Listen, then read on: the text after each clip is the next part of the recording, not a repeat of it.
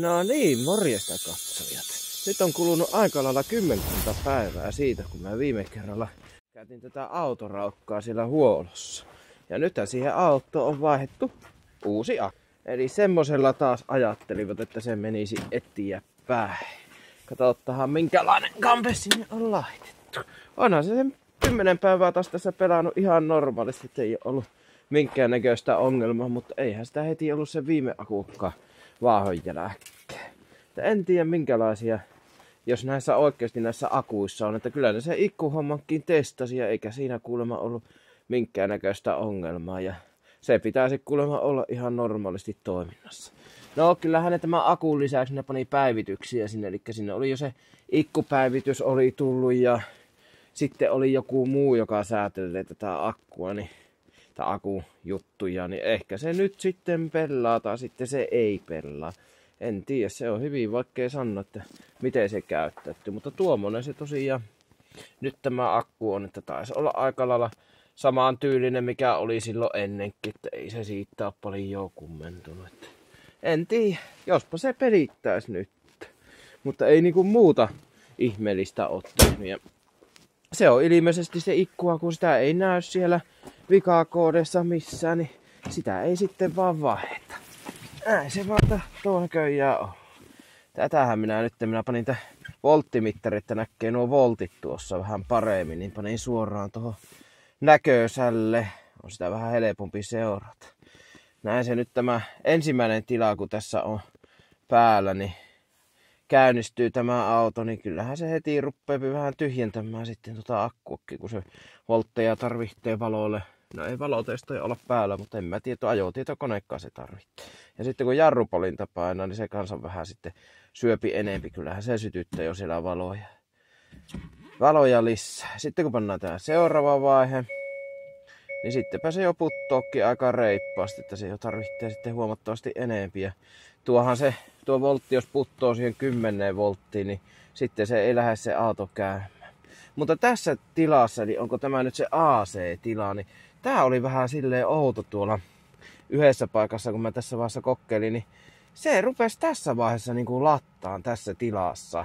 Ja minun mielestä kun tämä valmistaja tosiaan tekisikin silleen tämän, että se oikeasti jo tässä vaiheessa rupesikin tuolta isosta akusta ottamaan, niin silloinhan se ei pääsisi niin tyhjenemään.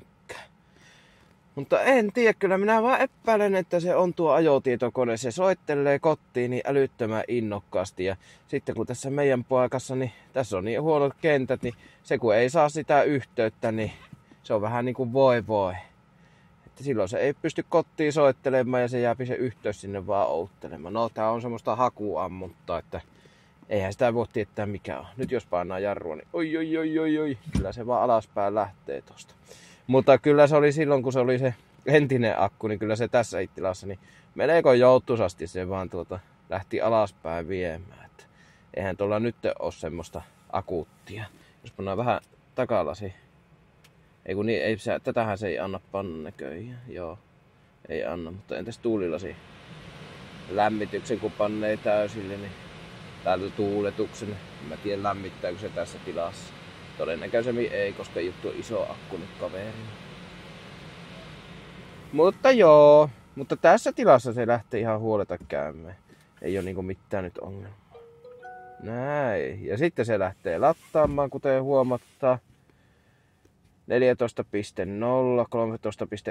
13.9. Nyt ehkä niin kuin sanotaan, että pikkusen paremmin jopa säättää, että se ei niin kuin koko ajan täysillä lattaile. Eli tuo on suurin piirtein nytten tuo. Ja sitten jos mä pannaan valot täältä päälle, eli tämä asento, näin, niin sitten pitäisi heti vähän ruveta enempi lattailemaan. Tai sitten ei. Pannas vielä pitkät päälle. Ei, pannapa jarruvalot päälle. Ei. Ehkä se nyt sitten se akku on niin täysi, että se ei vaan rupea lattailemaan. Kun se sinne 14.4 se aika lailla nousee, kun sillä alkaa olemaan tarvista. Paitsi että en tiedä, nyt se ei vaan taho millään sinne niinku kavuut. Ehkä hänellä ei oo nyt sitten tarvista. Jos jarru vielä pannaan. Ei. Ei se vaan nytten nousi. Siis tämmönen tää auto, kun se vähän elää niinku semmoista omaa elämää. Nyt jos pannaan valot pois ja otetaan sitten... No nythän se nosti melkein se. No, lato 14.6.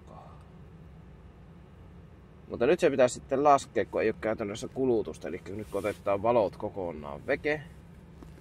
Näin. No sitten se ruppee 13.7 viimeksi, mutta ehkä se nyt sitten säättää kuitenkin vähän enemmän. Eli nyt se tarvitsee sitten sitä lattausta sinne akkuun. Ja sitten tietysti kun lämmöt ja kaikki on, mutta nyt iso akku kun on mukana auttamassa niitten kanssa. Annapas tuokkiin vielä. Näinkö sitä osaa käyttää? Mistä se sammuu kokonaan? Ei kun tuosta sammuu radio. No, pannaanpas tuohikkiin. Joo, se on vähän mystinen. Nyt se ei mene oikeasti alaspäin yhtään. Pakitettaanpas pikkusen. Mennäänpäs takaisin eteenpäin. Ei vaikuta sekään. No, se on nyt 14.3. Eli nyt se niinku kuitenkin lattaa. Mutta ongelmahan on käytännössä se, että se ei lataa silloin, kun auto on pois päältä. Eli joku järjestelmä tai joku kuluttaa täällä sitä virtaa aivan holtittomasti. Tai sitten se ikku oikeasti tässä on menossa, mutta sitä ei vaan kukaan halua myöntää tai kertoa, koska sitä ei ole saatavilla. Niin onko tämä vähän sitä hissuttelua nyt? Siihen on nyt sanotaan, että hyvin vaikea ottaa kantaa. 46 000 vähän reippaat ajettu tällä autolla, että eihän sillä nyt vielä ole kovin paljon ajettu. Mutta näin, kyllä se nyt lattaa. Sitten kun sammutetaan ja taas pistetään vaikka tähän toiseen tilaan, niin sitten se alkaa sieltä purkamaan. No. Mut semmonen. Nyt se on aina kunnossa.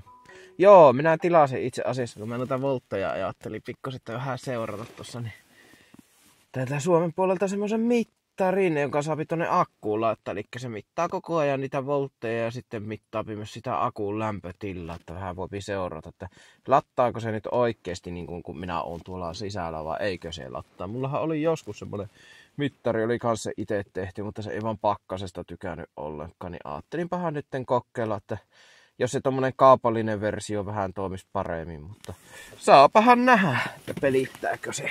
Minä nakkaan tuohon tosiaan tuon kuvaa vähän, että minkälaisen minä menin ostamaan. Bluetoothillahan siihen puhelimeen saapi yhdistettyä, mutta ilmeisesti se pitäisi tallentaa kuitenkin niitä tietoja jonnekin. Toivon mukaan ainakin, että ei se puhelimen tarvitse olla koko ajan. On mulla tuolla joku vanha puhelin siihen iskee, jos tarvis läpi. Mutta tämmönen on tämänhetkinen tämä auton tilanne ja nyt päästään vaan jännitettä ja koitetaan vaan käyttää ja katsoa, että miten sen kanssa oikein pärjää, että pärjääkö sen kanssa vaan ollenkaan vai ei ollenkaan. Se on aina näitten kanssa semmoista. Ja siinä vielä kaikki. Ostihan minä tämmösen itselle, eli Noco Boost XL kävi hakemassa tuolta Motonetista. Yhdestihän minä tällä kokkelista autoa käymään laittaa, niin kyllähän se tällä hyvästi lähtee, mutta oli se kyllä kalliskin. Sinne meni 150 € tässä vaiheessa rahaa, että ei se vaan halavaksi tämä auton pitäminen tule. Ja justiinsa itse niin kuin pitkään punnihin sitä, että ostanko ollenkaan vai jätänkö ostamatta, mutta sitten mä lopussa päätin, että pakko se vaan olleen siellä tonne tien päälle, niin jollainhan se pitää nyt käymään kuitenkin saa. Nyt vaan se ongelma, että kun ulkona niin kovat pakkaset, että ei oikein raskis tätä pitää koko ajan tuolla autossa mukana. Että mieluummin melkein pitäisi täällä sisällä, ettei menisi heti pilalle tuo, mutta mitäpä se nyt täällä sisällä hyödyttää, kun on jossain reissun päällä. Mutta ainakin pitemmille reissuille, niin kuin Oulun reissuja ja näitä mitä on, niin kyllä mä sinne on aina tämä mukaan ottanut. Ja voihan sillä nyt jotain puhelinta tai kamerahi latata. Ja onhan siinä tämmönen tosi hieno taskulamppu, jos ei mitään muuta. Niin voihan tämä panna vaikka tonne naapureiden kiusaksi yöksi vilikuttelemaan ja katsoa, että vilikkuuko se aamulla. No, mutta jospa sille nyt jotain käyttöä tulisi, että jonkun rattorin tai jonkun muun vaikka käynnistelisi välillä. Mutta semmonenkin oli hankittu.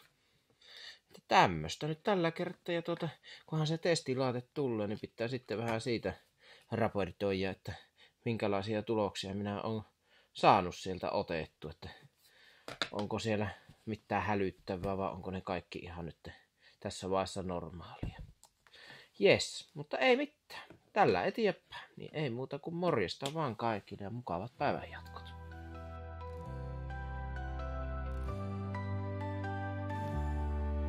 Tykkää videosta ja seuraa Korpea. Se auttaa minua ja arvostan sitä. Kommentoi alas, niin Korpe sinutkin mukaan saa.